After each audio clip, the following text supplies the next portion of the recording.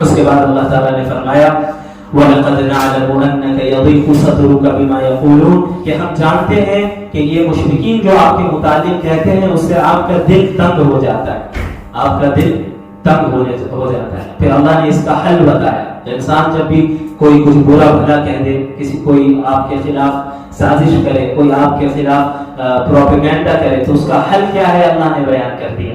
وَلَقَدْ نَعْلَمُ أَنَّكَ يَضِيقُ صَدْرُكَ بِمَا يَقُولُونَ کہ یقیناً ہم جانتے ہیں کہ یہ جو کچھ بھی آپ کے متعلق کہتے ہیں اس سے آپ کا دل تنگ ہو جاتا ہے۔ فَسَبِّحْ بِحَمْدِ رَبِّكَ وَكُن مِّنَ السَّاجِدِينَ تو آپ اپنے رب کی تسبیح بیان کیجئے، اس کی تحمید بیان کیجئے اور سجدہ کرنے والوں میں سے ہو جائیے۔ وَاعْبُدْ رَبَّكَ حَتَّىٰ يَأْتِيَكَ الْيَقِينُ اور موت آنے تک اپنے رب کی عبادت کرتے رہیے۔